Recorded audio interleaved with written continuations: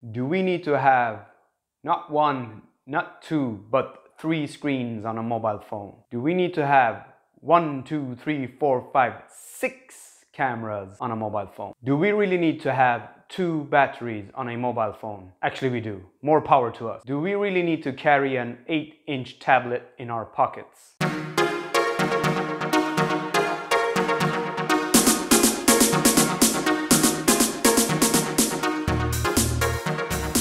In the last couple of weeks, we have seen the most exciting and revolutionary news on the mobile phone side since the iPhone 1, or the birth of the smartphone, so to speak. Samsung released their Galaxy Fold, and shortly after, Huawei released their Mate X. For those of you who have not been following the mobile tech news, these phones are then foldable, as the Galaxy Fold name would suggest. It is totally crazy. 5 years ago, if you would have told me you will have a phone in your pocket which can be folded, meaning the screen can be folded, because not like a StarTAC, because one of those I have already had. So with that said, it's like totally mind-boggling that you can actually fold the screen. Before we continue with the video, let's briefly go over some of the main specifications of these awesome phones. So let's start with the Galaxy Fold, shall we? The Galaxy Fold has a 3 onboard screen setup, meaning you have one main screen when the phone is unfolded, so to speak, and you also have a cover phone, which is similar to any of today's smartphones. The main screen is a dynamic AMOLED measuring 7.3 inches when unfolded, and the cover screen is a Super AMOLED measuring 4.6 inches. Its brain is a Snapdragon 855 CPU, and on board we have a crazy amount of RAM, 12 gigabytes to be exact, and I'm not sure when you would need that, but you got it. Internal storage is at 512 GB, and there is no possibility to extend that with an SD card or similar. The main camera is a 3-lens setup, 1 lens for ultra-wide, 1 lens for wide or normal mode, and 1 lens for telephoto mode. The selfie camera has a similar type of setup.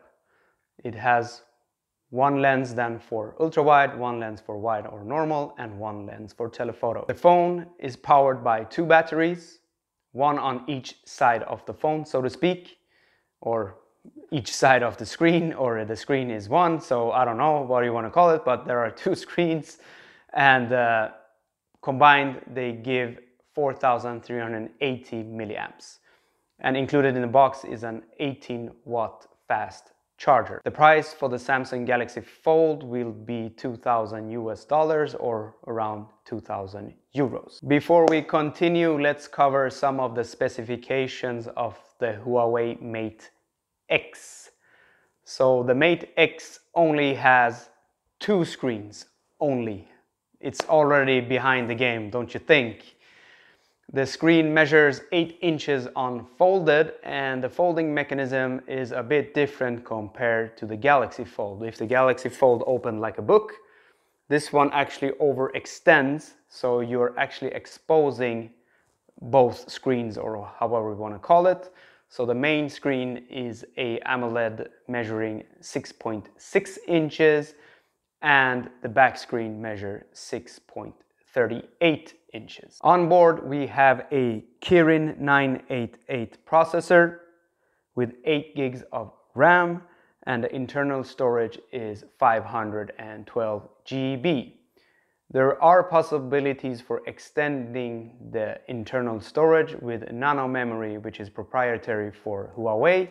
You can get an additional 256 GB storage with that. The camera setup on the Huawei Mate X is a bit different compared to the Fold. We only have a main camera, which also then acts as a selfie camera, or vice versa.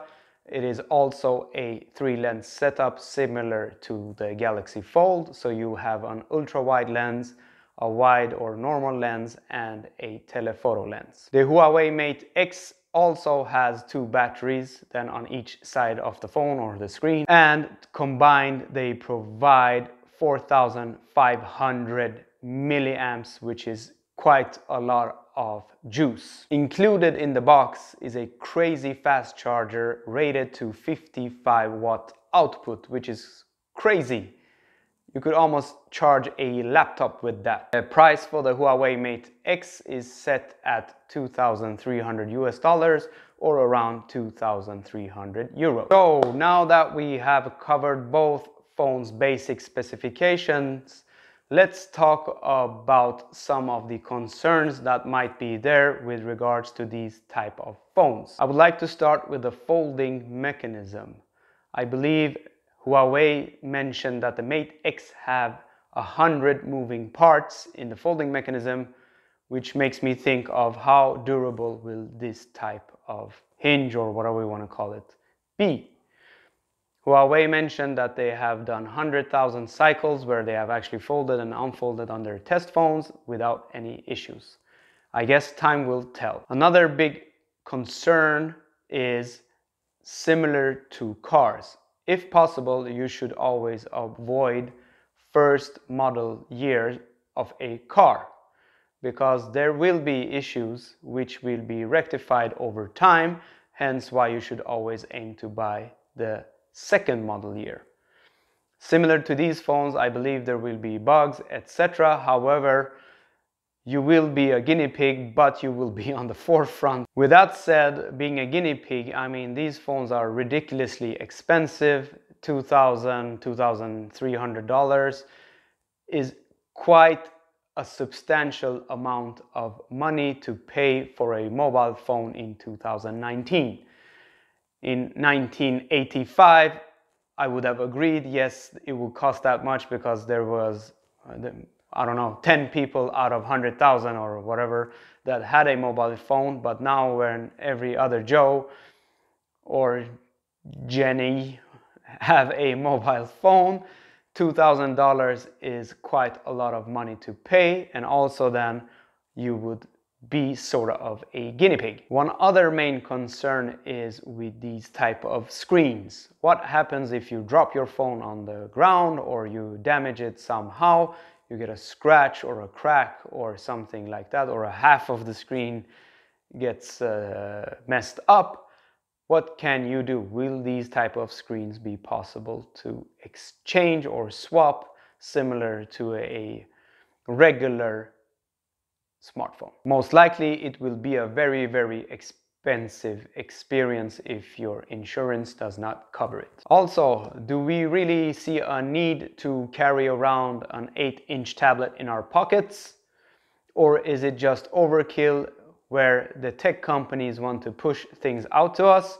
Or is it a real need for consumers?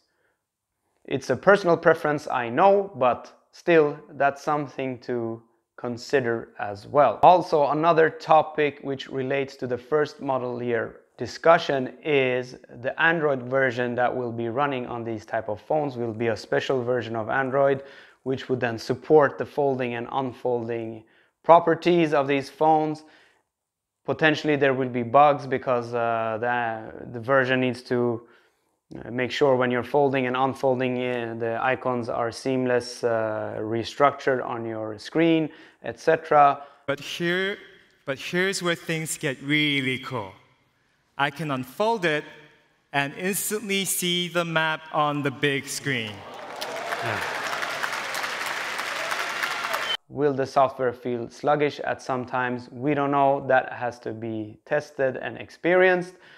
Most likely there will be some bugs in the beginning, which you as an early adopter have to be a guinea pig for. However, with all of that said, how much cool tech will you have in your pocket? It's like a media monster. You have your phone, you have it as a tablet. It's going to be a great tool, I would assume, for students. You can use it for media content creation. You can use it as field techs out on the field. They have their mobile phone, they can flip it up and look through charts and manuals, etc., to solve a problem. I mean, the opportunities are quite big with this type of technology. We only needed to grow and become a bit more stable, I believe, and it's going to be a truly awesome experience. Can you imagine having pen support for one of these bad boys? I use the pen on my Note 9 daily at work, taking notes during meetings, etc. Think of it, you can have half of your screen with a Skype call or a similar, where someone is presenting a PowerPoint, and the other side you can actually take note. How cool is that from a productivity perspective? It's like having a small laptop, which is a mobile phone, which is a tablet, in your pocket. As an example, the Samsung supports, I know it's not the best experience, but it has the DeX, which you could potentially use as a small laptop as well for when you're on and about without having to carry your real laptop, so to speak. So that is a truly, truly awesome experience, I would assume. And again, as mentioned, this is the biggest revolution, I believe, since the iPhone 1 was released in the mobile phone market, that is. So for me, I am strongly actually considering to be one of the early adopters of this type of phone, because I do consume a lot of media content, etc. on my phone, and I often wish I had a bigger screen with me. With this, it will be possible without actually having a bigger screen with me. Does that make any sense? I don't know. But the price for it is crazy, I know, but at some point I have to make a decision if it's worth it or not.